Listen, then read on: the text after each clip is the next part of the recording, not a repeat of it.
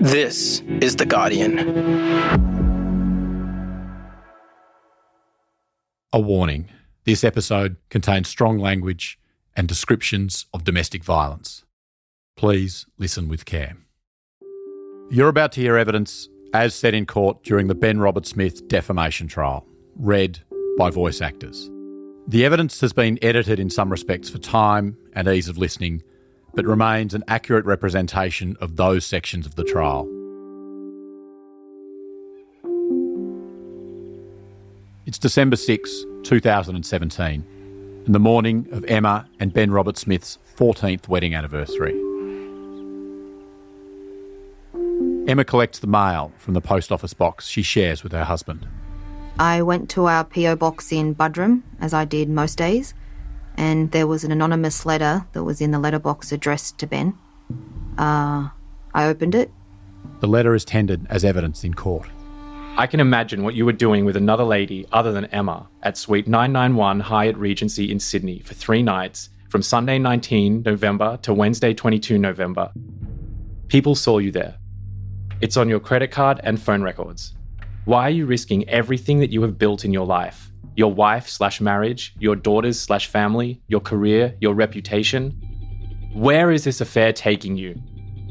You need to stop and maintain your high standards and reignite your love/marriage with Emma.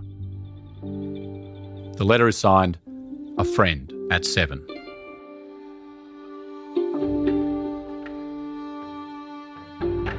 Emma goes to confront her husband. I went into Ben's office and he shut the door, and I asked him, was it true, was he having an affair? And he denied it and said that Person 6 had sent it to him in the mail. Person 6 is another SAS soldier. He didn't give evidence at this trial, but it said he is one of the soldiers who dislikes Ben Smith intensely. What did you say to him when he told you that? Nothing. Emma says she didn't believe her husband's explanation, but despite this, they still celebrate their anniversary that night at a restaurant on the Sunshine Coast. Had dinner as a normal married couple. In the back of my mind, I knew that Ben was lying to me, and I was terrified of what it now looked like.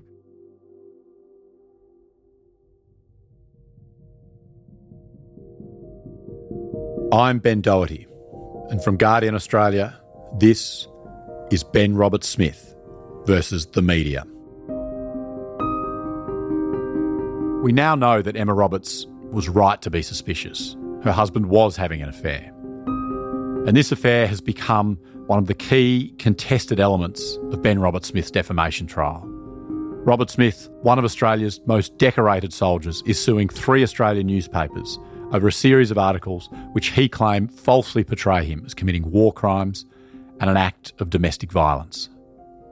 The newspapers are defending their reporting as true. In this episode, you're going to hear about the breakdown of Ben Smith's marriage and the tempestuous affair between him and a woman known to the court as Person 17. The newspapers allege Person 17 was the victim of an act of domestic violence and a campaign of intimidation.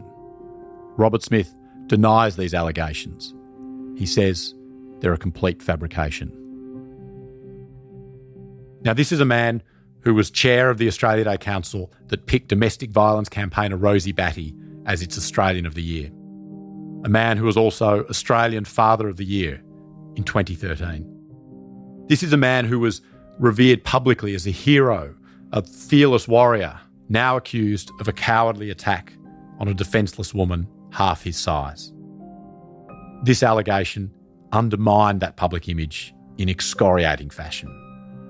But even more acutely, Robert Smith tells the court the allegation was especially hurtful because it offended his sense of who he was. The court is yet to hand down its judgment.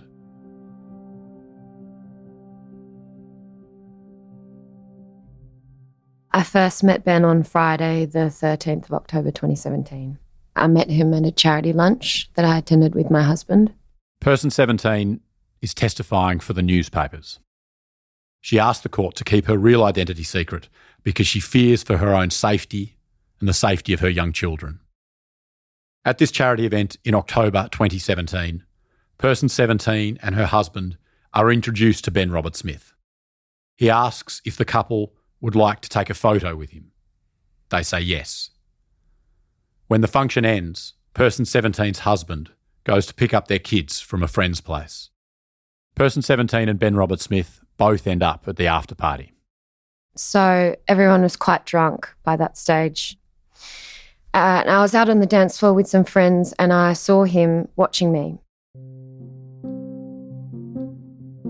And later, when I went to the bar, he started talking to me and we just started flirting and talking to each other.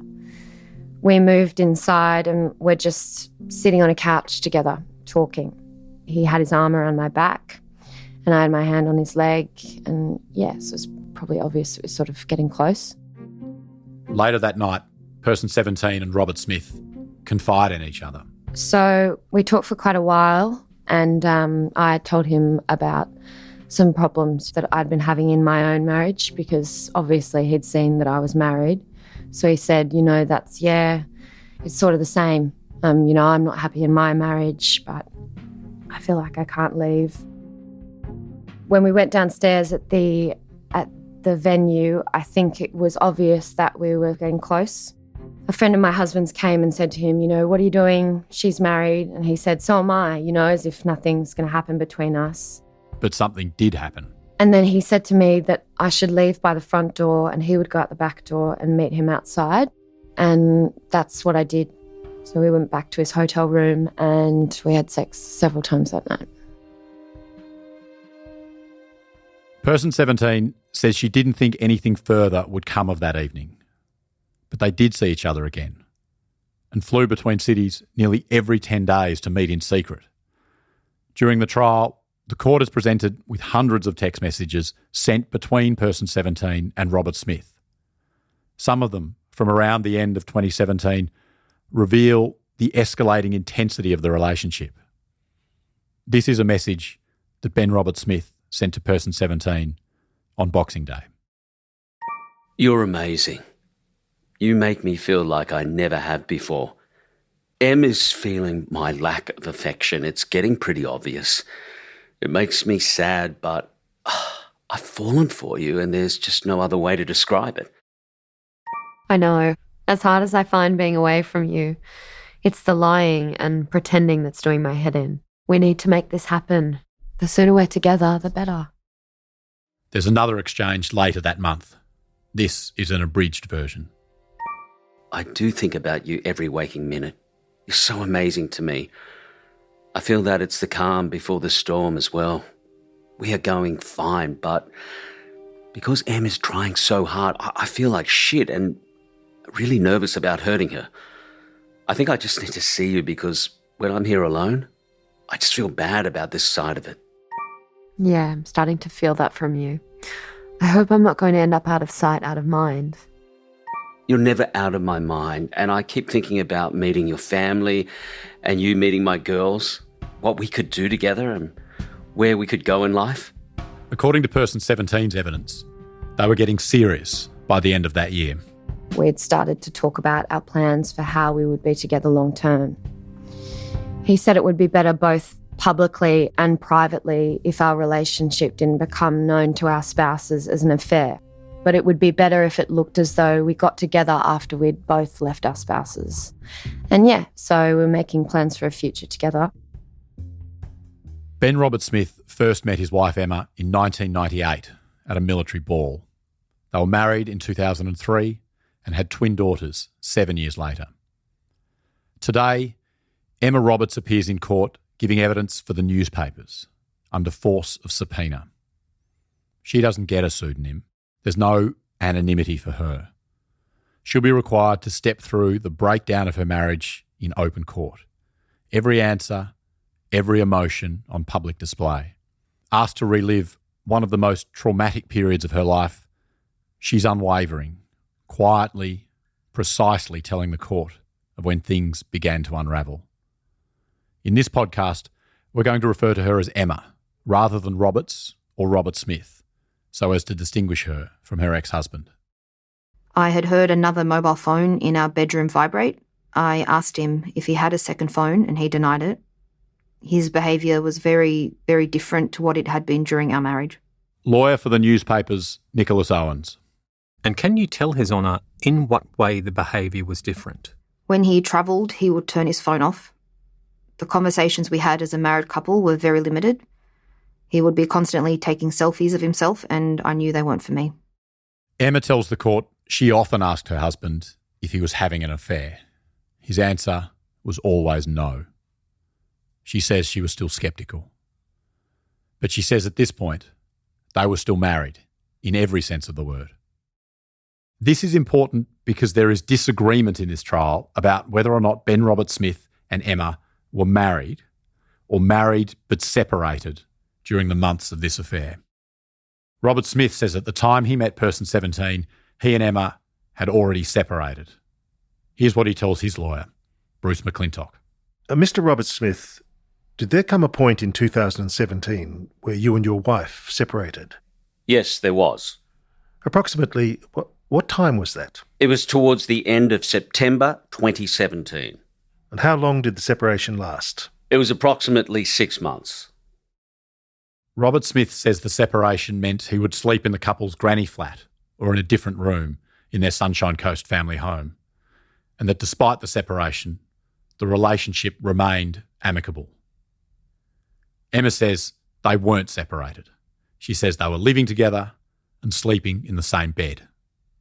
So between Emma and Robert Smith, one of them is not being truthful about this period of separation.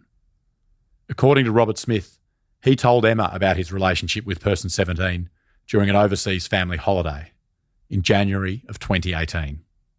Did you have a discussion in Singapore with her with your wife, about the relationship with person 17?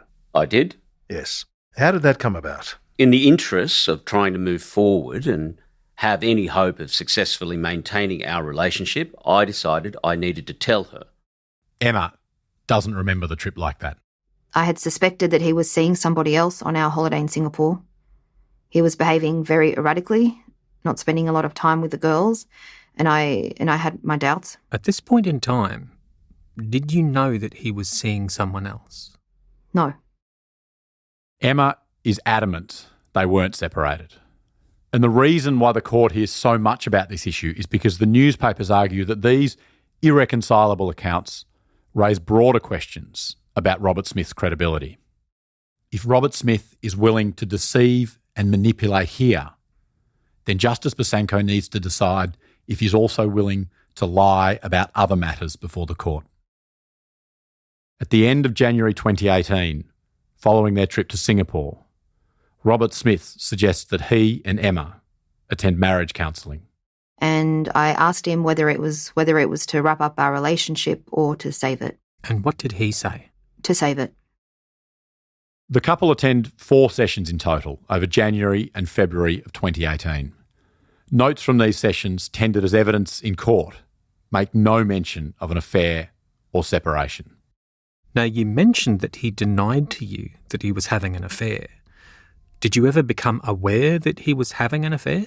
Not until the 6th of April 2018. In January 2018, person 17 and Ben Robert Smith were still in a relationship. But for the sake of his marriage, Robert Smith says he was in discussions with person 17 to end it. There were numerous conversations happening over the phone while person 17 was on holiday with her family in London. Person 17's husband was aware of the affair, she says. They're travelling together for the sake of their young children. But it's while she's on this holiday, in February, that person 17 says she discovers she's pregnant. And Ben Robert Smith is the father. I knew that the father was Ben because I had not slept with anyone else, including my husband. And in any case, my husband's had a vasectomy. But she doesn't immediately tell him about the pregnancy. She says Ben is talking about ending the relationship, so she waits another week. I called her and we had a conversation, had multiple conversations in the hours following that, and we talked about what the best course of action was, because clearly she had a family, I had a family, and we had agreed to terminate the pregnancy. This is how person 17 describes that conversation.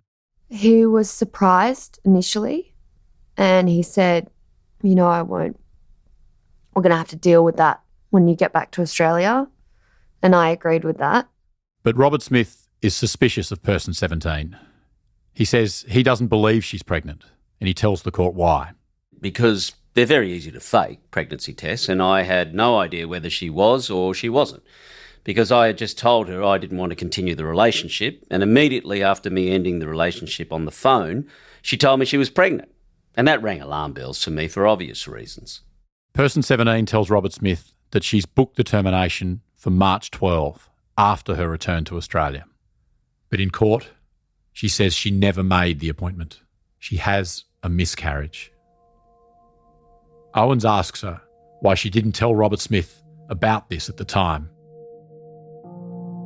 During that time, I miscarried the baby. And we'd just been fighting so much during that week after I told him about booking in for the 12th.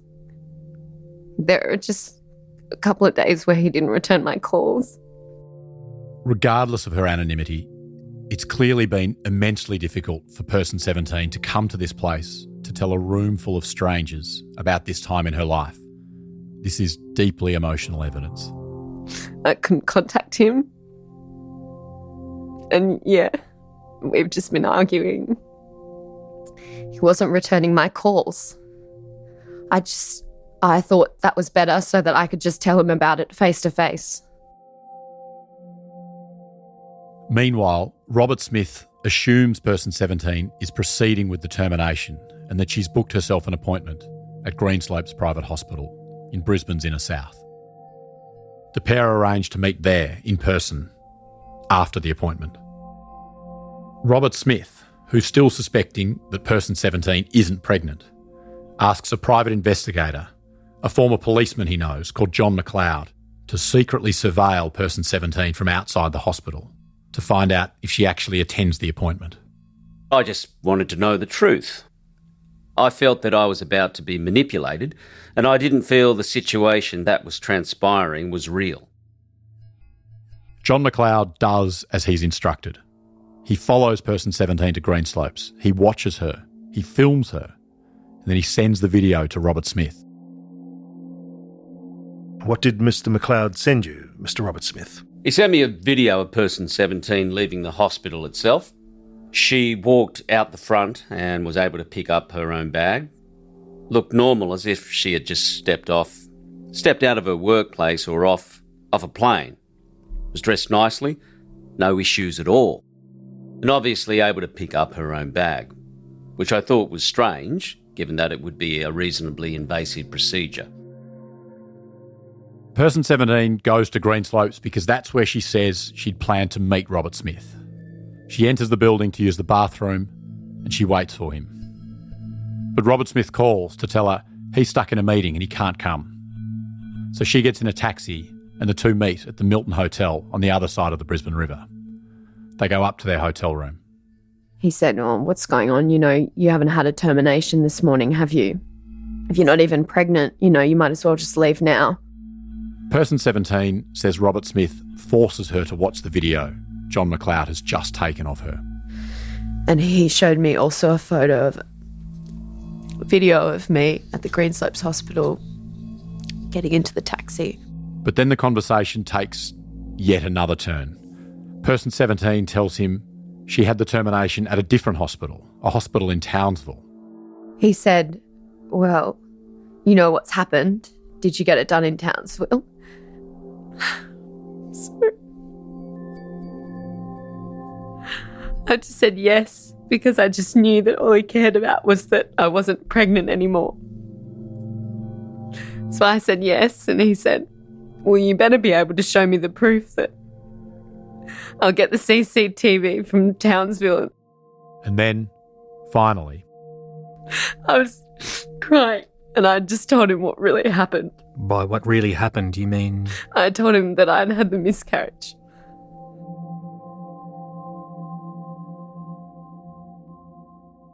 In cross-examination, Owens, the lawyer for the newspapers, questions Robert Smith on his behaviour. Do you agree that hiring a private investigator to follow and secretly record your girlfriend is abusive and controlling behaviour? No, I do not. I had a clear concern that I was being manipulated, and I just wanted to know what the truth was, because I couldn't seem to get it from person 17. And she was telling me a lot of things at the time that I didn't understand, and I just wanted to know. Despite the argument, Robert Smith and person 17 go out for dinner that night. And during dinner, he said to me things like, that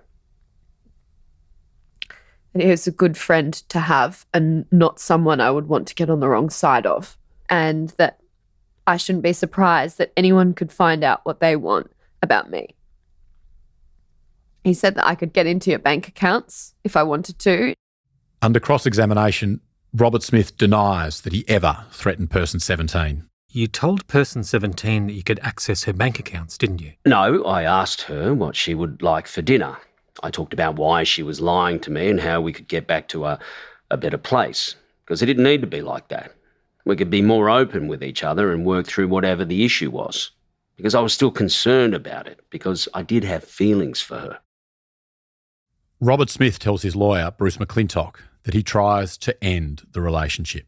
I explained to her that I thought we just needed to recalibrate ourselves and talk about, the best way to end the relationship so that everybody, can behave in the appropriate manner. Because I was concerned about what had just happened. And, I don't know if person 17 was or wasn't pregnant, but her behaviour there and what she had done gave me great concern that I, as I said before, was being manipulated so that I would stay in the relationship. Did she explain why she told you those stories? She basically just said that she didn't want me to break off the relationship. But the relationship continues. Robert Smith is asked by Owens why he would want to keep seeing someone he believes is manipulating him in this way. And I want to put it to you that you wouldn't have kept the relationship going and continue meeting with her if you really felt that she had lied about being pregnant and was manipulating you? No, because after that, when we had dinner and talked about it and then subsequently talked on the phone, we got back to a reasonably comfortable place. And I did have feelings for her. So I didn't want to just end it after that because I felt like maybe we just needed to see each other. And I had what can I say? It's a relationship. It was a relationship that was difficult. It was good at times and sometimes things are just difficult.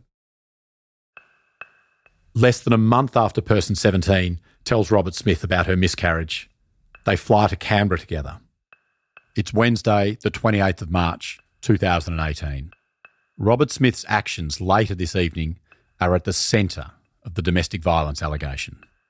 When person 17 and Robert Smith arrive in Canberra, he has some work commitments. He goes to the Australian War Memorial to have his photo taken, and afterwards, person 17 and Robert Smith go for lunch at a local winery. Both of us would have consumed at least one bottle of white wine. Each? Each. The evidence before court is conflicting about how much they both drank that day. When we got to the lunch, I had a cocktail to start with. It was like a Pimm's or gin, like a cocktail. And he started drinking a bottle of wine. We had 2 bottles of wine over lunch. Recall how much of the 2 bottles would have been consumed by you and he, respectively. He drank most of the first bottle because I had the cocktail, and then we shared the second bottle. They go back to the hotel and Robert Smith says that person 17 took a Valium. She denies this. That evening, Robert Smith is MC for the Veterans Employment Awards, hosted by the then Prime Minister Malcolm Turnbull in the Great Hall of Parliament House. So during the event itself, I was seated at the Prime Minister's table. I was up and down most of the night to fulfil my duties as the Assistant Master of Ceremonies. Person 17 also attends, but she's been seated at a distant table. And did you have any interaction at all or any contact with Mr. Robert Smith during the night? I don't remember once we sat down. I don't remember interacting with him at all. I just remember him looking at me from the stage and sort of subtly shaking his head like, "What are you doing?" you have an understanding of what it was that he was questioning you were doing? Just drinking and talking to the men on either side of me. As the formalities wrapped up, person 17 says people stood up from their tables and started mingling. I was sort of near the table where I'd been sitting speaking to people, and I saw Ben sort of gesture at me angrily like, we need to go, let's go from some distance away. And so he went out and I went out after him, and on my way out a man approached me. I think he was trying to pick me up, and I said to him, I'm leaving now, I'm getting a lift back to my hotel with Ben Robert Smith. Can you help me find him and find the car park again? From the trial, we now know that this man is a former army officer, a man named Terry Nichols, called as a witness by Robert Smith. And Nichols tells the court that person 17 was unsteady on her feet and she was slurring her speech. Robert Smith's evidence is that he'd organised a car to take him and person 17 back to the hotel. He says he told person 17 he'd meet her out the front of Parliament House, but that she never arrived. The newspaper's lawyer, Nicholas Owens, probes Robert Smith on his mood at this point. And it's correct, isn't it, that her behaviour at the dinner had embarrassed you? No, I wasn't embarrassed by how she behaved at the dinner. I actually didn't really notice her. I was too busy because I was up and down on the stage all night. And it's certainly true, isn't it, that you were angry that she had kept you waiting for so long at the end of the night? I was annoyed, certainly. You were angry, weren't you? I wasn't angry. I was annoyed. You were angry and frustrated? No, I was definitely annoyed and frustrated. I agree with that. Person 17 says the man helping her, who we now know as Terry Nichols, walks with her down the stairs towards the underground car park.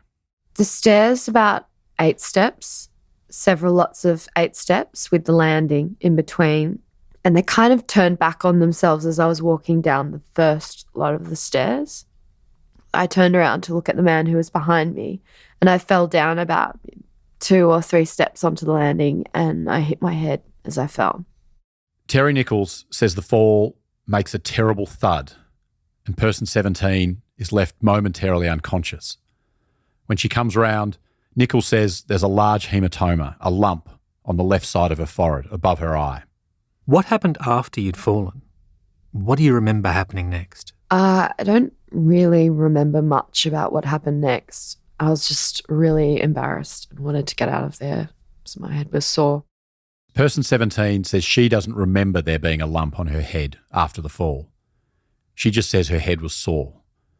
You're going to hear a lot about the lump on person 17's head because Robert Smith's lawyers say that if she can't remember the seriousness of her fall, it casts doubt on her memory of the rest of the evening.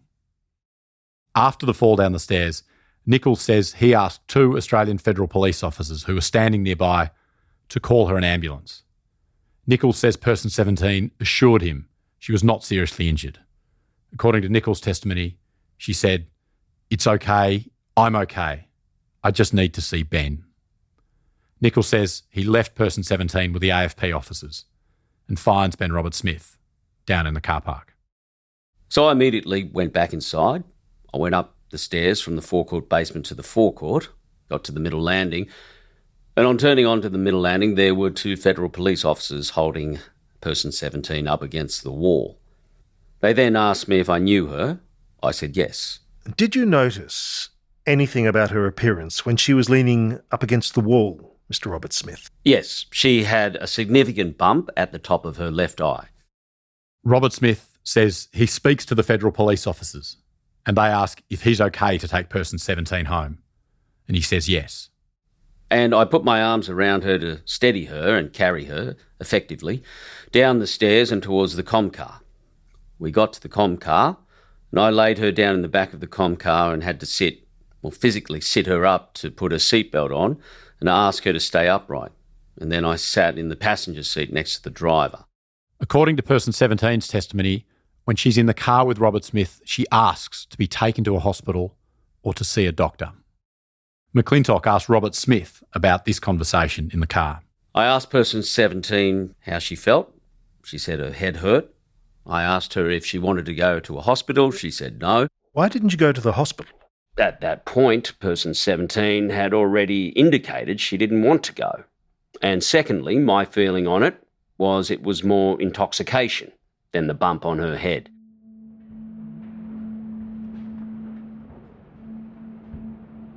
Person 17 and Robert Smith went back to their room at the hotel nearby to Parliament House. It's here that the newspapers allege Robert Smith assaulted person 17. In court, person 17 is distraught. You're going to hear her account first, as told to the newspaper's lawyer, Nicholas Owens, and a note that this material may be distressing for some listeners.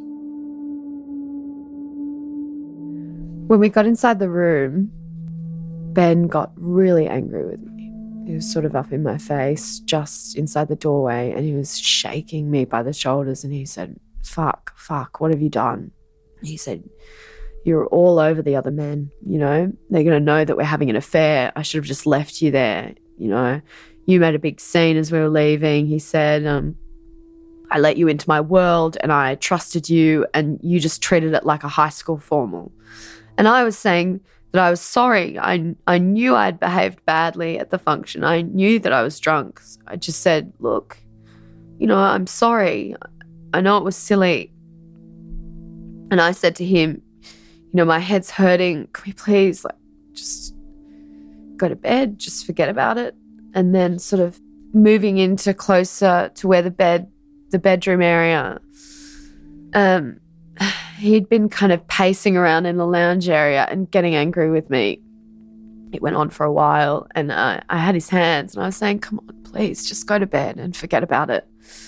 And yeah, he said to me when I said that my head was hurting, he said something like, it's going to fucking hurt more or I'll show you hurt, before he punched me. And then he punched me with his right fist on the left side of my face and eye. I went back. I think there was like an ottoman type thing at the end of the bed. I went back and that I just ended up lying on the bed and just lying there still, I guess.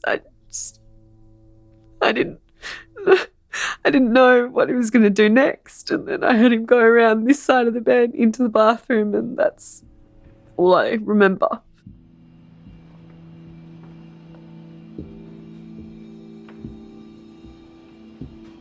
In cross-examination, person 17 tells the court Robert Smith punched her in the same area she'd injured during the fall earlier that night. But she says it wasn't in the exact same spot. In her evidence in chief, Owens asks person 17, what happened next?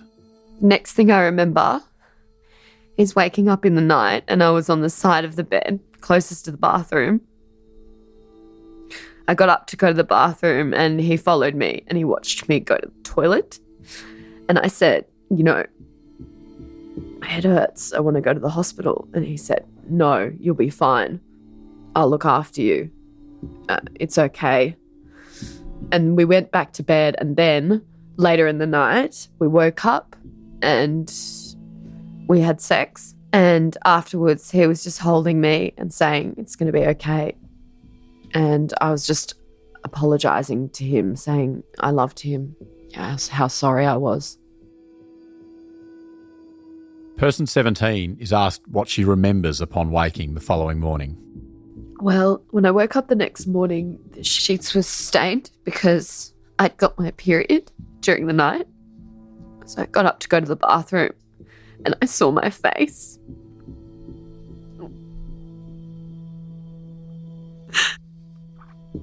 My eye was all black and swollen. My head. So he woke me up because we'd had an early flight, I think like 7 o'clock or something. He would give me up at 5 and he'd packed all my bags. So he laid out clothes for me. He made me a coffee and he'd said he'd charge my phone during the night. And I was really worried what he'd done with my phone while I slept. Do you remember him doing anything else before he left the hotel room that morning? Yeah. He showed me photos on his phone that he'd taken. And they were photos of me lying naked in the bed. Did he say anything to you when he showed you those photos? He said, "Do I need to keep these photos?" I just didn't say anything. Ben Robert Smith has an entirely different account of what happened when he and person 17 walked into that hotel room. I took person 17 out of the car, took her inside the Realm Hotel to the elevators. She was extremely unsteady on her feet, and I effectively had to hold her up completely.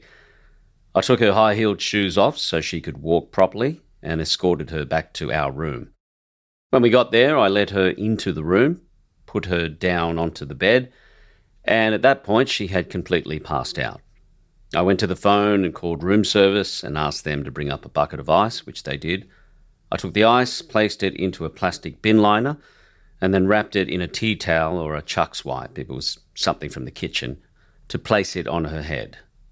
But before I did that, I undressed her and put her into bed. I put her a couple of pillows underneath her head so that she would be elevated, and then I placed the ice on her, on the bump above her left eye. Robert Smith was trained as a patrol medic.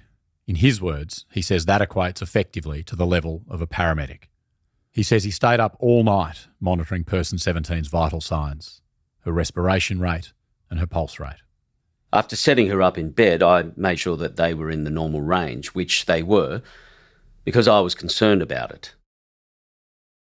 We have two starkly different versions of that evening. In cross-examination, each side's lawyer tries to advance their side's version of events of what happened that night in that hotel room. First, here's Owens, lawyer for the newspapers, putting person 17's allegations to Ben Robert Smith. And as you both got to the end of the bed, she said to you that her head was hurting. Do you remember that? No, she was already lying on the bed because I had laid her down and she had fallen asleep because she could hardly walk. And we didn't have any more communication until the morning when she woke up, when I woke her up. Well, what I put to you is that you were standing at the end of the bed. She was holding your hands. And you said to her words to the effect of, "It's going to fucking hurt more or I'll show you what fucking hurt is." Well, that's completely false. And then what happened is you withdrew your right hand from her hold and you punched her hard on the left temple with a clenched right fist. I have never struck any woman, and I certainly didn't strike person 17. We walked into the room, I carried her in there, effectively laid her on the bed. She went to sleep. I set her up so she was comfortable. I got ice for her head, I laid her clothes out, and then I didn't speak to her again until the morning because she was effectively unconscious. Owens offers an explanation for why person 17 was, according to Robert Smith, effectively unconscious. She only became unconscious after you punched her, correct? I've never hit a woman. I never would hit a woman. I certainly have never hit person 17. According to person 17, she woke up during that night. Robert Smith is asked about this. Now, do you recollect that at some point during this night, person 17 woke up?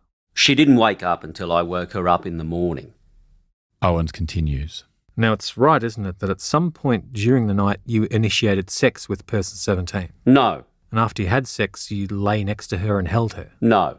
And she told you multiple times that she was sorry and that she loved you, correct? Person 17 lay on the bed as soon as I put her there and was asleep or unconscious until the next morning, when I woke her up to get onto the plane. We didn't speak, and we certainly didn't have sex.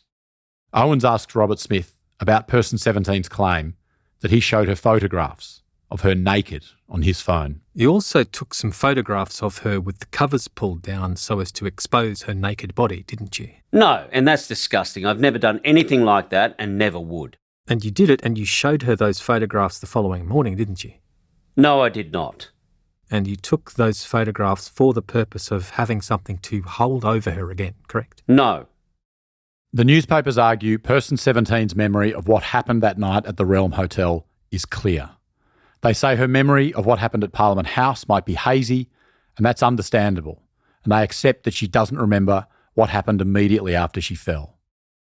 But they say there's no evidence that person 17 had any difficulty remembering the alleged assault later that night. Robert Smith's lawyers argue person 17 is an unreliable witness because she was drunk and she hit her head. They say the court should doubt her evidence when it comes to the alleged assault. Bruce McClintock, who's Robert Smith's barrister, attempts to cast doubt on person 17's testimony. You see, you had consumed a very substantial amount of alcohol that day, and you had fallen and hit your head quite seriously, hadn't you? I had hit my head, yes. You have no actual recollection of what happened that night at all, do you now? I do. You have no memory of what happened in the room at the Realm Hotel, do you? That's not correct. My client did not say anything to you along the lines of, "It's going to hurt more," after you said your head hurt, did he? That is what he said. That's a complete fabrication, person 17. You've made that up. No, it's not. He did not hit you, did he? He did. You did not have sex that night, did you? We did. According to the newspapers, this was an opportunistic attack by Robert Smith. He was hitting her where she'd already had an injury from falling down the stairs. According to Robert Smith's lawyers, person 17 is the one making the opportunistic claim, alleging he assaulted her when she'd already injured herself. And just, by the way, you selected this night as the one to make the allegation of assault against my client opportunistically, because you knew it was the one time that you actually suffered a verifiable injury to your head. That is when you fell down the stairs in Canberra. That's the truth, isn't it? No. Ultimately, Robert Smith and person 17 have two irreconcilable versions of events about what happened in that room and the Realm Hotel that night. There are no external witnesses. It is his word against hers.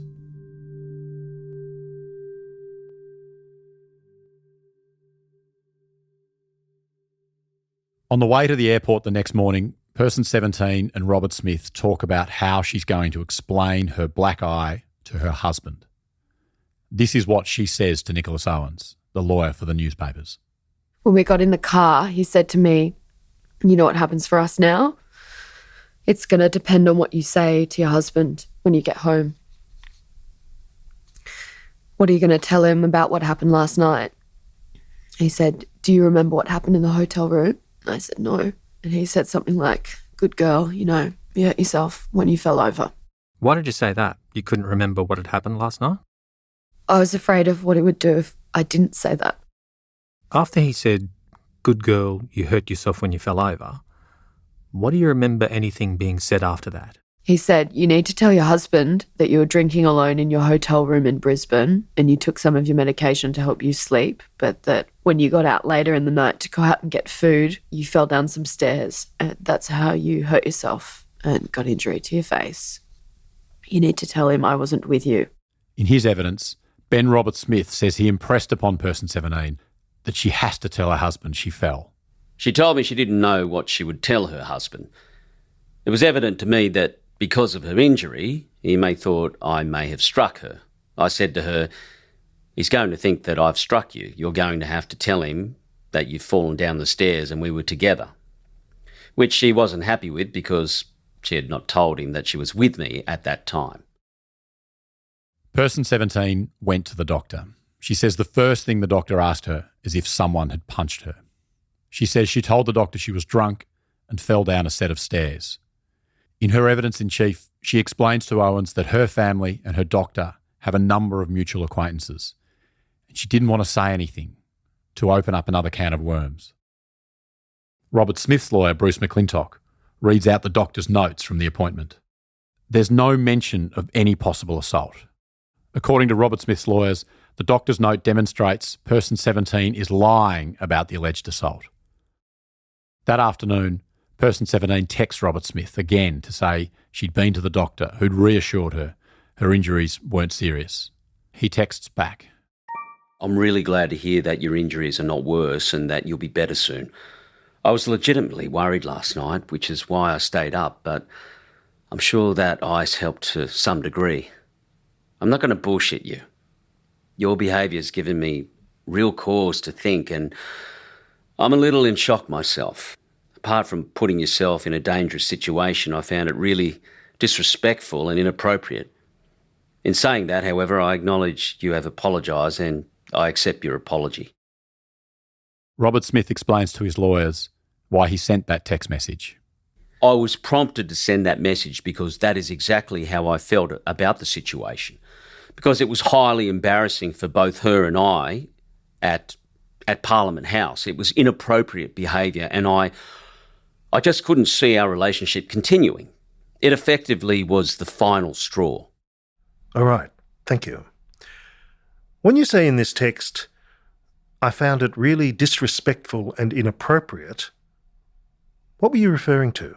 I was referring to being at an event at Parliament House to begin with, where the Prime Minister of our country was present, and her being so intoxicated and effectively to the point where she endangered herself by falling down the stairs.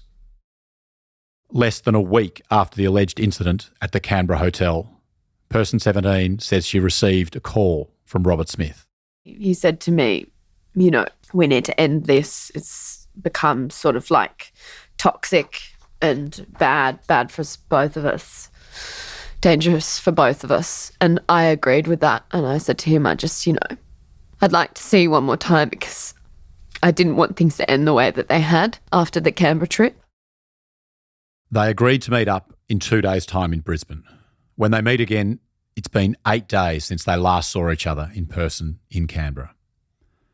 Now, Robert Smith's lawyers claim that this is an example of how Person 17's conduct is inconsistent with that of an assault victim. They say this discredits her testimony. She wants to see Robert Smith again. They lived in different cities, so seeing each other involved deliberate effort, making plans, booking flights and hotels. This is what Bruce McClintock puts to Person 17 during cross-examination. You say you were frightened, don't you? Yes. It is not a good indication of fear, is it, if you want to replicate the very situation where the incident that you say happened had occurred? I was simultaneously in love with him and afraid of him. You see, Person 17, you have professional qualifications, don't you? Yes. You're an educated woman. Yes. That's tertiary education, in fact. Yes. Obviously, you're independently wealthy, aren't you? Yes. You were married, weren't you? Yes. You didn't have to go and meet my client on any particular occasion, did you? No. You put considerable effort into meeting him approximately once every 10 days in the 5 months or 6 months this liaison continued, didn't you? Yes. You took steps like leaving your husband and your children to see him, didn't you? Yes. No one made you do it? No. My client had no power over you, did he? He did. The newspaper's lawyer, Nicholas Owens, is fiercely critical of this line of argument. Owens says that a victim wanting to continue contact with their abuser is not inconsistent with an assault. And Owens argues criticism of Person 17's desire to see Robert Smith again is based on, in his words, thoroughly outmoded and outdated and discredited stereotypes about how a victim of domestic violence should behave. The meeting between Robert Smith and Person 17 in Brisbane goes ahead. We met in the afternoon and had dinner and had a discussion about the fact that the relationship was over, which she accepted. We talked through, basically that. It was just an amicable conversation that she understood it was over. I understood it was over. And initially he was, really charming and sort of said, look, I don't. It's not really what I want, but this is you. I think it's for the best that this happens. And I said, I agree. He said, you're like, crack, I'm going to find it really hard to give you up, which I also agreed because even after, everything that happens in our relationship, it was sort of become a bit like an addiction, like we couldn't stop, even though I think we both knew that it was bad for us. He said to me, as long as we're on the same page, you've got nothing to worry about. But if you do anything stupid or turn on me, I'll burn your house down. And it might not be you that gets hurt, but people that you love and care about.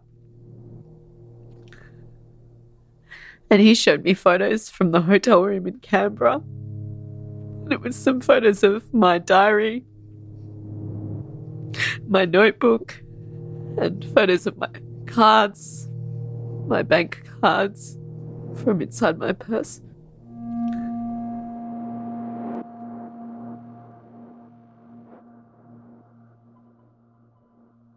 Under cross-examination, Robert Smith denies taking any photos of person 17 or making any threats against her. Person 17 and Robert Smith spend the night together at a hotel in Brisbane. The next morning is the 6th of April, and person 17 says she wakes up with a new resolve. I just thought I need to get out of this. The previous night, even though we talked about ending it, we also discussed catching up again sometime in June when we both had a bit of space from everything to see where we're at in our marriages and how we felt about everything then. So I don't know, I felt like I had to put an end to the relationship or I was never going to be free of him. So I looked at his driver's license while he was in the shower. I took note of his address. The 6th of April is a Friday, and it's the Easter school holidays. Emma Roberts takes the kids off to an art class and runs some errands. I went to the supermarket and I got a phone call from our housekeeper, which wasn't unusual if she needed something while I was out. I answered, said, "Hi, Daisy," which is what I called her, and it wasn't Di on the phone. So when I got on the phone, I told her my name again and I said, "I'm a friend of your husband's." And she said, "What do you have to tell me?" And I said, "Can you please come home because I'd rather have this conversation in person?" And she said that she would. While person 17 waits for Emma to arrive home, she meets Emma's mother and stepfather. They were dressed as though they'd come to do some kind of yard work. She, the mother, took me into the garden area with her and she said to me, "You know, who are you? You know, what have you? Why have you come to see me?" And I said to her that I'd been having an affair with Ben. And she said to me, "What happened to your face?" And I said, "I don't want to talk about it." And she said, "He did that to you, didn't he?" And I said, "No, I fell down the stairs last week when I was drunk." And she said, "No, you didn't. That's not what happened. I've seen injuries like that before. That's not what happened to your face." Emma arrives home and finds person 17 in the garden. She sees the black eye and asks person 17 straight away, "What happened?" She said, "I fell down, drunk, a set of stairs at Parliament House." She told me that she also had a bruise on her hip from when she fell. I said to her I didn't need to see that. I asked her why she came to the house. What was it that she wanted? Initially, she thought, she kept asking me if I was from Seven or I worked for Seven from the media. And I said, "No, I just met him at a function." And she said something like, "Well, that explains why he never takes me to things with him anymore." Then, Emma says, person 17's phone starts ringing. She picked her phone up out of her handbag while I was standing there because Ben was calling her.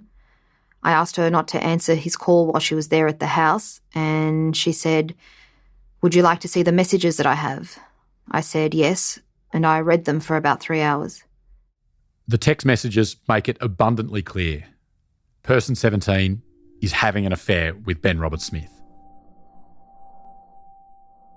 During these tense 3 hours, Emma's parents come in and out of the house into the garden, checking on Emma. This is what Emma tells the lawyer for the newspapers, Nicholas Owens. Remember anything else that person 17 told you in those 3 hours? I asked her why she was not going to be seeing him anymore, and she kept pointing to her black eye, saying because of this. And I said, "What do you mean because of this?" She had told me that she'd fallen down the stairs, and she said, "Because of this, he won't see me anymore." And my mum said, "Are you saying that Ben did that to you?" And what did she say in response? She didn't answer us. Person 17 has one more revelation. before she leaves Emma's family home. She told me that she had fallen pregnant during their relationship. She told me that it was definitely Ben's because I asked her if it was her husband's. She said it was definitely Ben's. And I said, "Did you lose it or did you have an abortion?" And she didn't answer me. In cross-examination, McClintock asks why person 17 went to Robert Smith and Emma's house. What you really wanted was to end my client's marriage so you could have him for yourself. That's why you went to his house on the 6th of April 2018, isn't it? No. It was either that or just a straight-out act of vindictive revenge, wasn't it? No. Person 17 leaves the house. Emma says Robert Smith arrives home later that day. I was sitting on the veranda and he walked up and I asked him how he will ever live with himself. We stayed up until midnight. He told me about their relationship. I had read most of it on text message. It was complete chaos, pretty much. He did sleep that night. I asked him to sleep in the spare room downstairs. Emma says she decides to stay with her husband and try to work on their marriage. But the couple were worried about what person 17 might do. The newspaper's lawyer, Nicholas Owens, asks about this. We were very paranoid about her going to the press. Ben had suggested that the only way we would survive is if we said we were separated if it hit the press. And what did you understand him to mean to say? That during that period that he was seeing person 17, that we weren't together and that I was to lie. Remember the words that he used as best you can. What words did Mr. Robert Smith use to you when he said that? He was standing in our bedroom and I didn't want to lie. It was enough lies. Then he pointed to our children that were in the lounge room and he said, "If you don't lie, you will lose them." Remember what, if anything, you said in response to that? I knew at that point I had to lie for him. Listening to this in court, it's one of the few moments where Emma Roberts' voice wavers, and it's a clearly painful point in her evidence. Throughout her testimony, Emma has remained stoic and steadfast. In cross-examination, Robert Smith denies ever coercing his wife to say they were separated at the time of his relationship with person 17. He denies ever making any threats. He says this version of him asking Emma to lie is completely false.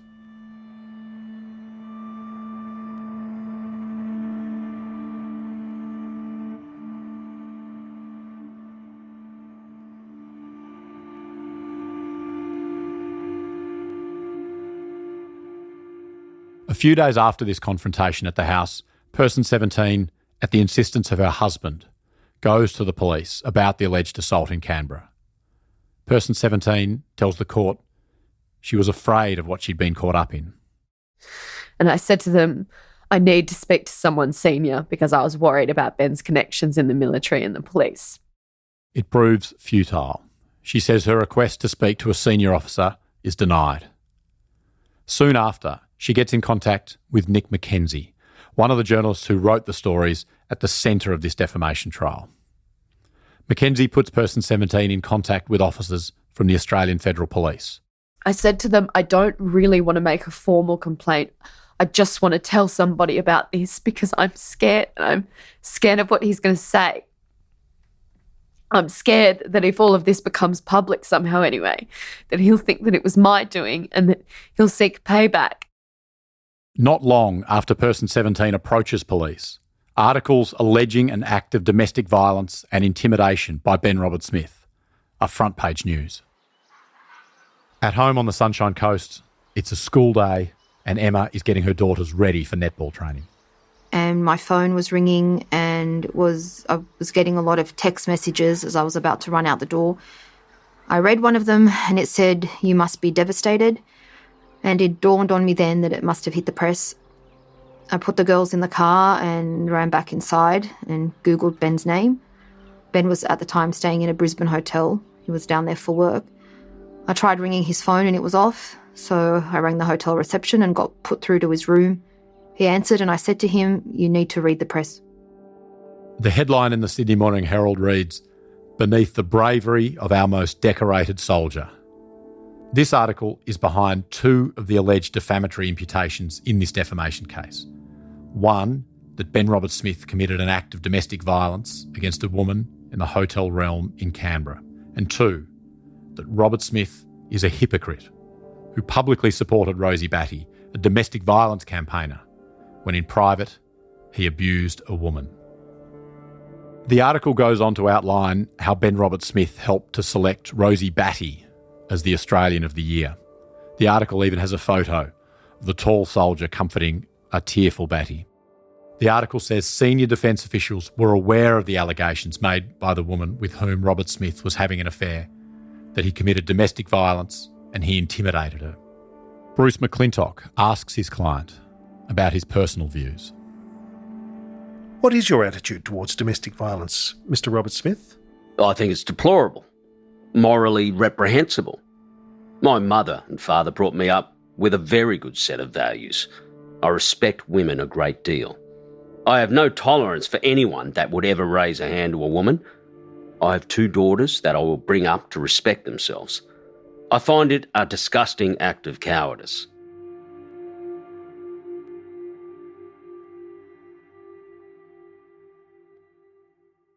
Roberts-Smith and Emma Roberts discuss how they're going to respond to this article. According to Emma's testimony, he tells her they need to do a story to say that they were separated at the time of the alleged affair. He arranges for a journalist from The Australian to interview him. It happens that afternoon. The Australian newspaper is a direct competitor to Fairfax, the newspaper group which has made the allegation, and the article is on the front page the next day. The headline reads, "War hero lashes his accusers." In the picture, Emma Roberts and Ben Roberts-Smith stand holding each other beside a ramshackle country fence, staring resolutely at the camera. In the article, Roberts-Smith says he and Emma were separated when he was in a relationship with another woman. Emma is not quoted directly. She says she never spoke with the journalist who wrote the story. But regardless, the article says that she knew about the affair and that she and her husband were back together, in love, and had resolved to work things out. The newspaper's lawyer, Nicholas Owens, asks Roberts-Smith directly if he coerced his wife to participate in the story. And isn't it right that you told your wife that she would lose the children if she did not adhere to the story, that you had been separated at the time of your affair? That is completely false. The couple remained married for almost another 18 months. Now, you recall there's a significant difference in how Emma Roberts and Ben Roberts-Smith described their marriage during the time of Roberts-Smith's affair with person 17. Roberts-Smith said he separated from Emma in September 2017 and he met person 17 in October that year. Emma says this separation never happened. When the case was originally filed, Emma Roberts was going to be a witness for Ben Roberts-Smith, not for the newspapers. And as part of Roberts-Smith's case, she'd signed a statement under oath to say that she'd been separated from Roberts-Smith during the period of this relationship with person 17. But 3 months before the trial begins, Emma switches sides and agrees to testify for the newspapers against her ex-husband. And she changes her story, now claiming they were still married at the time. Nicholas Owens asks her, "Why did you say something that wasn't true?" Ben asked me to lie. Owens takes Emma Roberts through her signed statement. Taking it in pieces, the first sentence, "In October 2017, Ben and I separated." Was that true? No. And why did you tell the lawyers who prepared this document something that wasn't true? Ben asked me to. And it says, although he had moved out of the house during our separation. Is that correct? Had he moved out of the house during the separation? No, he had not. Was there a separation? No, there was no separation. In his closing arguments, Owen says there's no benefit for Emma Roberts to lie here. After all, telling the truth concedes she'd previously lied about the state of their marriage. The newspapers are relying on Emma's version of events now to assert that Ben Roberts-Smith is the one lying about this supposed period of separation. Nicholas Owens pursues this line of argument, that Roberts-Smith is deliberately lying about his marriage and about his separation.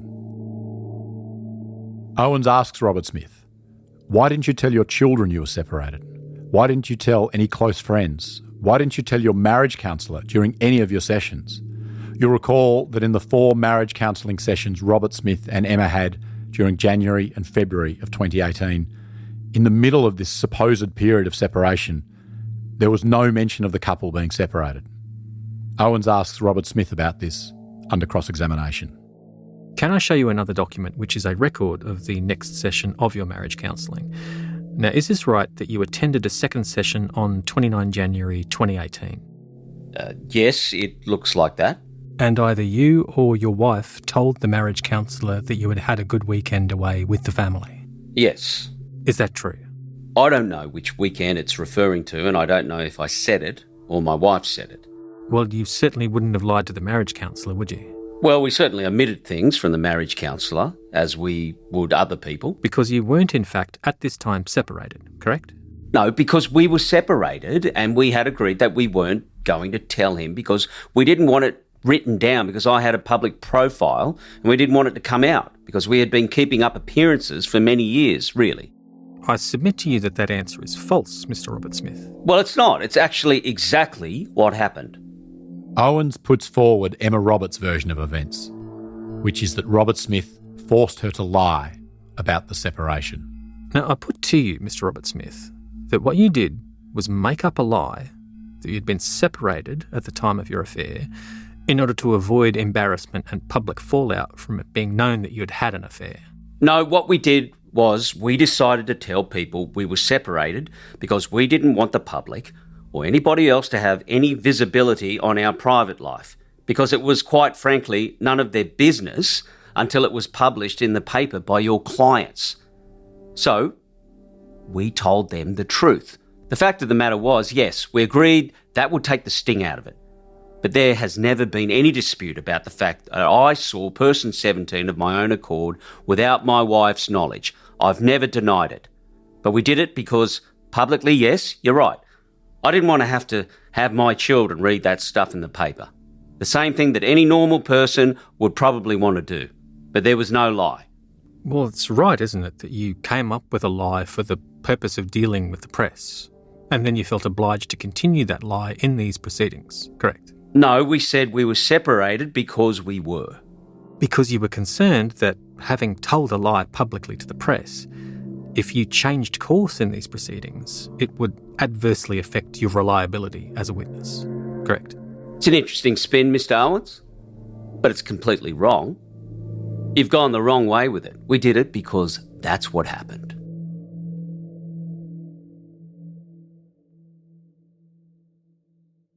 It's not hard to conceive of the immense and destabilising impact of these articles on Emma and Ben's relationship. When the allegations of war crimes and domestic violence are published in 2018, they are, for better or worse, still a couple. Did you observe his reaction when you told him what people had said? Yes. What was it? He was devastated. In cross-examination, Bruce McClintock takes Emma to her outline of evidence. Did one of your children say what appears there, Miss Roberts? Yes.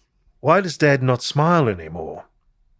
Please forgive me, but what did you say to her? Would you like a moment to compose yourself? Yes, please. Justice Basanko adjourns the court for part of the afternoon. It's clear there's an enormous emotional dissonance here for Emma Roberts, sympathising with her husband at the time these articles are published in 2018 and being furious with him by the time they finally separate in January of 2020. The court session resumes. You see there's a message 29 at 13:46 on that date, 22nd of January. Yes. Read it out. Read it out. Read it out. I'm actually feeling so fucking angry today. What's the next one say? I want to punch the fucking cunt in the face. That's how you saw my client, isn't it? 9 days after he left, yes. Step by step, McClintock takes Emma through the massive bundle of text messages she sent throughout 2020 to her best friend, Danielle Scott. And then you said what you said because he's a lying, cheating cunt human, didn't you? Yes. Father of your children that's the way you described him, wasn't it? Yes. Then Danielle says to you, Yes, and you can't run away from that shit forever. You see that? Yes. Then you go #Titanic, didn't you? Yes. You're drawing an analogy between what you hoped and expected to happen to my client and the shipwreck of the Titanic, weren't you? Yes. See, what I want to put to you at this point in November 2020, you hated my client. That's right, isn't it? I was very frustrated in a very, very bitter divorce, yes. You hated him. I don't think I hate Ben, no. I was very frustrated with Ben at the time, yes. In closing arguments, Robert Smith's lawyers detail the ways in which Person 17 tries to get in contact with Robert Smith after the confrontation at the house in April. But he ignores her. Robert Smith's lawyers say Person 17 was begging Robert Smith to get in contact. In one email tendered to court, Person 17 writes, "Why won't you just talk to me before things get out of control? Find a way." Robert Smith's lawyers say that by the end of May, he'd cut off all communication with Person 17. This is the same month that Person 17 reaches out to journalist Nick McKenzie. Robert Smith's legal team claims that Person 17 fabricated the story of the assault and then approached McKenzie about it. It was, they say, a premeditated act intended to destroy Robert Smith's reputation. They argue, and I quote, "It's not the act of a person in fear. It's not the act of someone in love. It's just an act intended to cause harm." Robert Smith's lawyers argue it's only after Person 17 contacts McKenzie that she then goes to the AFP, where her complaint hangs for a couple of months until the articles are published. And then she withdraws her complaint to the police, soon after publication. In the newspaper's closing arguments, their lawyer, Nicholas Owens, tells the court Person 17 was simultaneously in love with Robert Smith and terrified of him.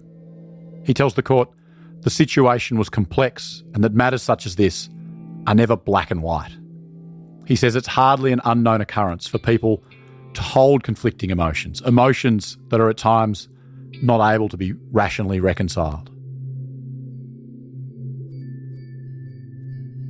In cross-examination, McClintock suggests Emma Roberts is testifying against her ex-husband to hurt him, to further wound his reputation. And you see, you'd love to see my client lose this case, wouldn't you? No. In fact, you're here to inflict as much damage upon him as you can. I hope Ben survives this nightmare.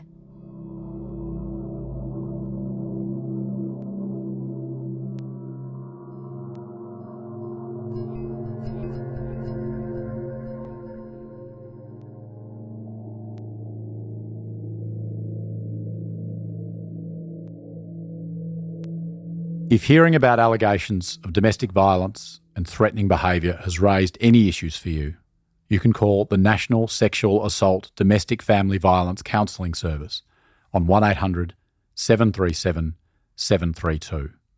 That's 1800-RESPECT. Their website is 1800respect.org.au and they're available 24 hours a day. You can also call the Men's Referral Service on 1300 766 491 or Lifeline on 131114 or chat via their website at lifeline.org.au. The allegations of domestic violence in this episode are disputed. Outside of this case, for those listening, it's important to be clear that violence against women is preventable. It occurs in homes, in workplaces, in social settings, in public spaces, in institutions and online. For information on an evidence-based framework for change across Australia, please go to www.ourwatch.org.au/change the story. Next, on Ben Robert Smith versus the media. Conflict emerges between patrols and even within them over what happened at one of the SAS's most consequential engagements, in a compound codenamed Whiskey 108. The individual that I saw was actually running in a crouch and was holding a bolt-action rifle in his hand. Were two insurgents lawfully killed? I shouted to RS and asked him if he was all right. And he said, yep. They just engaged 2 squirters to the north. Or were 2 men murdered? I recall saying to person 14 at the time, did we just witness an execution? An allegation that is denied outright. Ben Robert Smith versus the media featured Jason Chong as the voice of Ben Robert Smith. Person 17 was voiced by Airlie Dodds, Emma Roberts by Nisreen Amin. Nicholas Owens SC was voiced by Colin Smith, Bruce McClintock SC by Dane Carson, and Arthur Moses SC by Barry Lee Pearce. This episode was reported by me, Ben Doherty, and Ellen Leabeater. Produced by Alison Chan and Camilla Hannon. Series producer Ellen Leabeater, with production assistance from Joey Watson, Rashna Farouk, Laura Briley-Newton, and Mel Chun. Sound design and mixing by Camilla Hannon with James Milsom. Executive produced by Miles Martignoni and Gabrielle Jackson.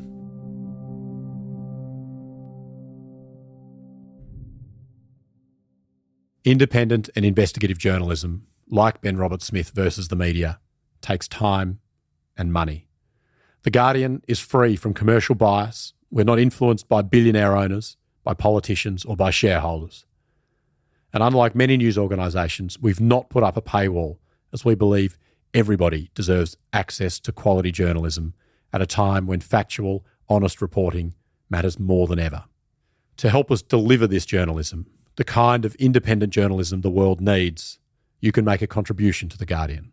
Every contribution, large or small, means we can keep investigating and exploring the critical issues of our time. And it only takes a minute. Just go to theguardian.com/support full story.